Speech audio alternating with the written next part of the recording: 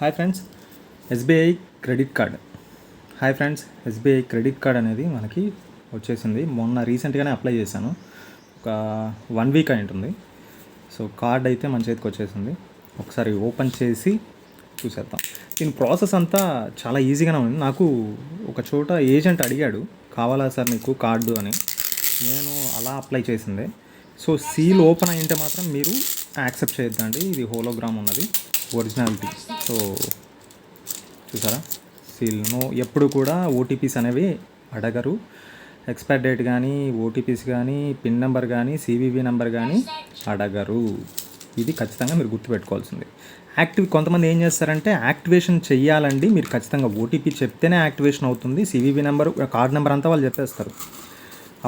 అప్పుడు కూడా అరే కార్డ్ నెంబర్ చెప్పారు కదా, సివివి నెంబర్ చెప్పేసి ఓటీపీ చెప్పేసి అయిపోతుందని మోటివేట్ చేస్తారు. సో అలాంటి టైంలో కూడా మీరు ఎట్టి పరిస్థితుల్లో ఏదన్నా ఉంటే డైరెక్ట్గా కస్టమర్ కేర్తోనే మాట్లాడండి. కానీ మీరుగా ఇది ఓటీపీ కానీ సివివి నెంబర్ కానీ చెప్పాల్సిన అవసరం లేదు. ఈవెన్ కార్డ్ నెంబర్ కూడా మీరు చెప్పాల్సిన అవసరం లేదు.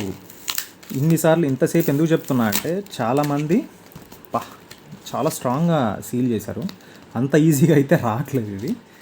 సో ఒక్కసారి సీల్ ఓపెన్ చేశారంటే మాత్రం ఇక ఒక్క నిమిషం, ఇంకా ఉన్నాయి, నథింగ్. చాలా అంటే చాలా బాగుంది ప్యాకేజ్ మాత్రం. చూసారా, ఓకే. కార్డ్ అయితే వచ్చేసింది. కార్డ్ లిమిట్ వచ్చి నాకు ఇక్కడ చూపిస్తుంది 82,000 చూపిస్తుంది కార్డ్ లిమిట్. క్యాష్ లిమిట్ 8,200 చూపిస్తుంది.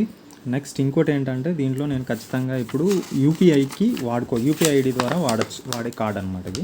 నేను పర్టికులర్గా ఏజెంట్కి అదే పనికి చెప్పాను, నాకు ఇలాంటి కార్డే కావాలని. సో తను కూడా లేదు సార్, మీకు ఇలాంటిది కావాలంటే అలాంటిదే వస్తుంది అని చెప్పాడు. ఎప్పుడు కూడా గుర్తుపెట్టుకోండి, కార్డ్ అనేది ఎప్పుడు కూడా మీరు ఎవరికి ఏ డీటెయిల్స్ చెప్పాల్సిన అవసరం లేదు. ఓకేనా. రవిశాస్త్రి అని వచ్చేసింది. So this is my card, SBI card. This is Ravi Shastri. Thank you for watching.